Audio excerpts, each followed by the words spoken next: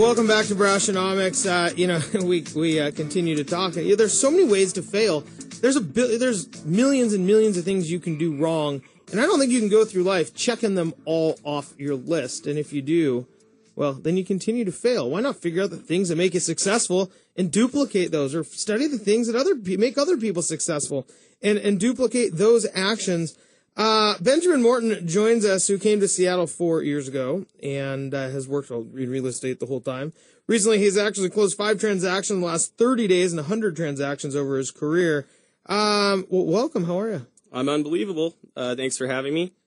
You're unbelievable, Unbelievable in a good way. I do have to say I agree with you. You know, I had some gray-haired old mentors that I used to say, I'd learned from their successes and also their failures and learn how to do things the correct way moving forward. Yeah. Well, so I agree with you. Well, thank you. It's always nice to be agreed on my own show, Thank you. Well, Benjamin, let's kind of get into this because we've heard over and over about the lack of inventory. And there's not enough houses, and a lot of buyers, I think they're dragging this weight of what could have been. If I only would have bought a house 6 months ago. Well, if you only would have bought Apple 4 years ago or 6 years ago, you'd also be rich. But most people didn't, or are now in a place where they maybe want to buy a house, but maybe can't find it. And I want to get into this no-brainer buyer system shortly. But before we do that, so let's talk a little bit about, you are able to actually create inventory, or what you're doing to create inventory to actually give houses to people to buy. Yeah, so for the last 2 years, I worked almost exclusively with buyers. And that worked great for me until inventory bank-owned properties, FDIC-owned properties started to, go away from the marketplace. As prices started to rise, we saw a tremendous amount of buyers picking up, those type of nice properties. So I saw a place in the marketplace to go and create inventory. And my background in Portland was remodeling and flipping homes. So I brought that experience and success. Like you said, you got to go with what, your success is, with what works. So I identify investors who purchase the properties, and, I make my buy fee, I make my project manager fee, and I also make the list when the project's completed. So, the buyers have out there, will be fighting for the property in 30 days when I list it. So, how does that process work? I mean, you're finding investors who want to buy properties. It's about 10 offers per deal. So I'm writing offers constantly. Mm-hmm. And I'm a guy that takes action, always moving forward, not sitting around waiting for, the listing agent down the street to list the property for my buyer. I'm out looking for something for them. Mm-hmm. There's 3 properties under $1 million in Capitol Hill right now. So, I would suggest to anybody interested in selling their home to move forward. Don't wait. There's 3 properties in Capitol, and you specialize in Capitol Hill. In Capitol Hill. So let's talk about, Capitol Hill in general. That's a pretty strong place to invest. It's very central. Yep. Dynamic. There's a lot going on. Yep. Absolutely. Do you find that most of your investors like that in-city style of investment? It's investor specific. I think, I like to I stay between 125th and 90, and I have been able to stay successful because I'm very centrally located in my business and I specialize. So, each investor is different, but my particular investor likes Capitol Hill, Madison Valley.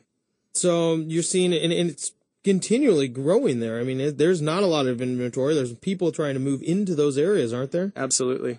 Do you tend to think that more people are moving? Is there, again, that lack of inventory, more people trying to move in and just not enough inventory? It's absolutely the case, not just Capitol Hill, but all over.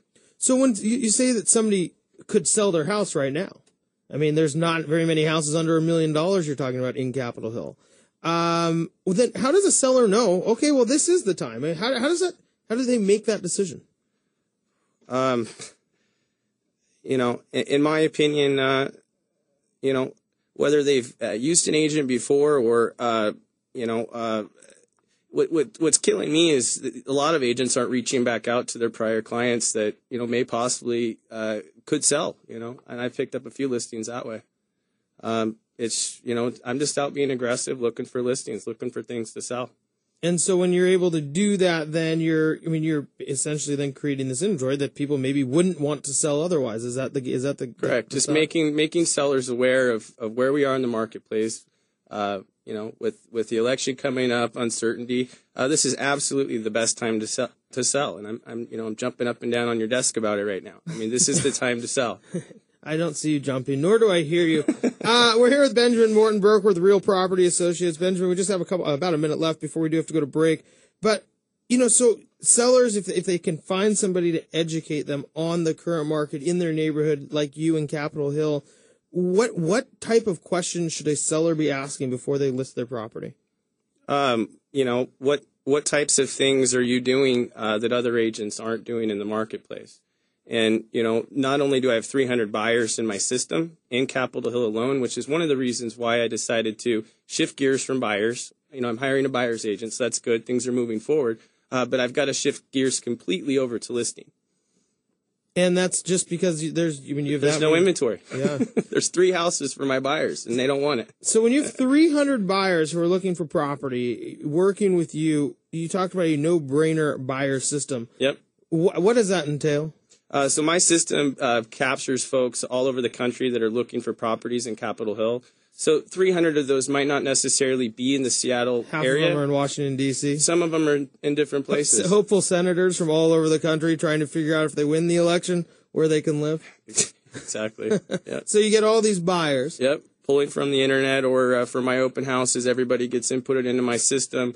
For buyers out there, my last 3 listings, I've had multiple offers, a lot of, agents that are upset because they didn't win that property.